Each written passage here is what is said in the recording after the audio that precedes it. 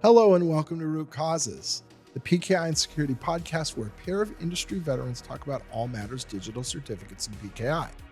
I'm Tim Callan, Chief Experience Officer at Sectigo, and I'm here with Jason Sirocco, Senior Fellow at Sectigo. So we're here podcasting in Toronto on a beautiful day, face-to-face, which I've been loving the hell out of. Me too. And what we wanted to talk about in this episode was the concept of a directory of public keys. Yeah, certificate authority. And we talk about it being a centralized trust. Right. Rather than distributed. Sure. Right? And what makes it centralized is the ability for Alice and Bob to not have to know anything about each other. Mm-hmm. But if they've been issued key pair, right? Or better yet, just a certificate that contains what they need to be able to encrypt communication between each other and sign documents and do all kinds of cool things. The beauty is that the directory of public keys really exists in a central location. Yeah. And so therefore, if you want to do business together in a lot of these scenarios that use an asymmetric secret, PKI, ultimately using certificate lifecycle management if you're using certificates, then the beauty of the public key directory, everybody talks about the protection of the private key.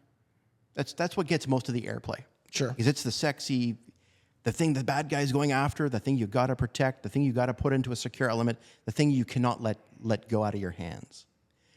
But the elegance and the real power of a lot of things is happening because of the fact that you can share those public keys out with easily. anybody. Exactly. Yeah. So there's a few things we're going to cover here, Tim. Okay. And one is this. Let's talk about things where public keys are not distributed centrally. Okay. Like? One of these days, you and I are going to do a podcast on PGP. We keep threatening to do that, don't we? I'm going to give you the punchline. Okay, give me Here's the punchline. Spoiler alert. Well, the reason why it's difficult to use... How do I know? Right. How do I know what your public key is? You have to tell me. Exactly. Yeah. So you have to somehow share out that public key. Yeah. Everything else after that is not that hard. Mm-hmm. So therefore, think about then if that's what's hard about it. And by the way, that's not a put down of PGP. PGP has its role, and there's a reason why it's made like the way it is. It's because dissidents in jurisdictions where they can't get access to a public key directory. Yeah, I know who you are anyway, or some way you believe enough about me that you do, and then I say, give me your public key. So the work of distributing that public key is the onus is on you, and you're the risk taker of, et cetera. Yeah. Great. So, but now let's talk about how some modern systems have this under the hood, and it's the unsung hero of what's actually going on. So let's talk about something like Tailscale. Okay. Which is basically it's a public key directory. And so therefore, it allows you to say, I want to extend trust. I want to have an authenticated and encrypted session between my iPhone or my Android device and a Linux server. I want to create, and by the way, I actually did this. You can create an encrypted session between an Apple TV and attached storage somewhere using Tailscale. Phenomenal. Okay. How is that magically happening so easily? It's because all these devices know where to go to pick up the public key of the thing it needs to connect to. Okay. Got it. That's the real innovation that happened there. But it's all about making public key handouts so dead easy. It's the opposite of PGP in that sense, right? So let's talk about some further innovations then. So VPN. You and I have talked quite a bit about how, you go off and, a non-enterprise VPN. So something you're using typically to, an average person who doesn't work in an enterprise, who's using a VPN to go to the coffee shop and encrypt their session within their coffee shop Wi-Fi, hotel Wi-Fi, airport Wi-Fi. And so great.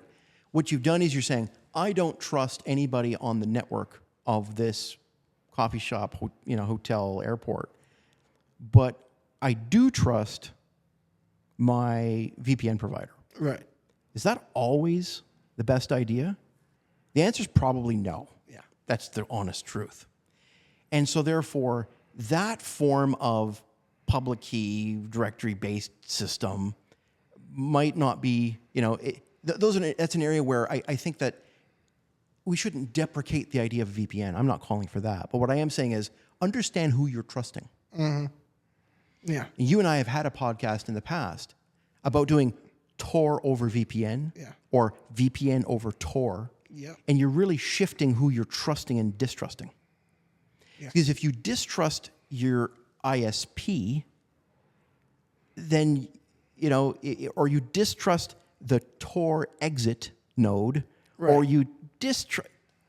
It depends on who you trust and who you distrust. And I think for the average person, they're not able to make that decision. Sure. But now let's talk about VPN within the enterprise, as a public key, another usage of this grand idea. And I think that VPN into the enterprise has a fundamental flaw. It doesn't have to, but pragmatically it does. And that is nobody uses the principle of least privileges in their networks sufficiently. Okay. In other words, the reason why I brought up Tailscale and certain kinds of equivalents that are using WireGuard, like Cloudflare tunnels, and there's a number of these things that are out there. I'm not going to call them all out. I think that in a modern enterprise, using a peer-to-peer encrypted session based off of a easy-to-use public key directory beats a VPN where you become a node on an entire enterprise network that has a set of privileges. So, for example, I'll tell you that, the nightmare scenario is you have a systems administrator who has a static credential. I was going to say, is this because you're going to have granularity of permissions? I think people there used to be a day when everybody was an admin. Right. And the reason was because it made everything easy to run and you didn't have to worry about permissions. Yeah. So if you have an over-permissioned credential log in through a VPN, it's a bad scenario because if that gets compromised, the bad guy's walking around as you all across and the other problem is if your network was very, very flat, you could then walk into, right? What happens if you had a finance employee who, because of your flatness of your network, had sufficient privileges into, say, your R&D network and then, had the keys to the kingdom of your IP? So you're kind of making the case for zero trust right now. This is a zero trust story. So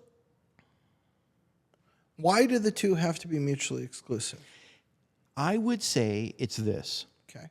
Let's go right back to the top. This is the reason why we started with you asking the question about public keys, handing out public keys, public key directories, centralization. It's because back in the day, when the things that you wanted to authenticate to had to be on a network. And the easiest way to get to it wasn't to get a public key to it. It was just to create a VPN. It was just to create a VPN and get access via wider network privileges. Sure. Well, that is the opposite of zero trust. Yeah. So zero trust is greatly aided. So let me try this and make sure I'm getting it right. In a properly implemented zero trust scenario, the benefit that you would get from the VPN is irrelevant. You really technically should not, in a zero trust scenario, you don't need use the VPN. There's no value. That's correct. Okay. And I would say for people who are using VPN at their coffee shop and hotel, etc., I'm definitely not saying don't use it. Right. That is the opposite of what I'm saying. You should use it. Yeah. It's just, who do you trust? I mean, if I VPN tunneled into my corporate network and it was a zero trust philosophy, it wouldn't matter. The VPN wouldn't hurt because I would still only get the permissions I get. Correct. However, also, who cares about the VPN? Right. Yeah. Okay. And since the world has evolved to make public key distribution so much better than it used to be. We can now much more fine-tune what we're encrypting our sessions into. I have a more sophisticated encryption mesh at home. Yeah. I have a cottage north of where I live. I have various kinds of cloud properties that I administrate things. And my setup is far more sophisticated than just using a VPN into a network and then networking off to all my pieces. I have point-to-point everywhere, and it's with a public key distribution system that I trust and is made to be so easy. It's easier than setting up the VPN. Okay. So, Tim, we're calling this out simply because, A, hallelujah, innovations in public key distribution are making the world better. Good. And I think it's doing it silently. Once again, PKI Yeah, for sure. being ubiquitous and just forgotten about in the corner. I'm pointing at it going, check it out. And I'm also saying some of your old sacred cows of how you used to log into things, they need to go and die. Right. And so let me offer something, and you can tell me if you agree. The VPN in and of itself does not represent a vulnerability or security harm, but it is possibly an unnecessary cost. It is possibly an unnecessary worse user experience, and it may create a false sense of security that leads to other failures. All true. Okay, yeah. And I'll even offer one more, which is if your VPN logs you, essentially authenticates you into a network that has access to more than two things, Yep. you're not doing zero trust by definition. Sure. Right. Yeah. Yeah, I mean, this is assuming you're doing your zero trust well. If you're not, I would say X number of years ago, there was no other real choice. So you would have laughed at me for even suggesting what I just said. What I am suggesting is little old me has set up a more secure, truly zero trust scenario with a legitimate IT group of things than you are in your high dollar enterprise network. And I did it with very little fuss, very little cost, and not even having to learn a lot of things. And it's all due to innovations in public key distribution. Okay. All right. That's it, Tim. Thank you very much, Jay. Thank you. This has been Root Causes.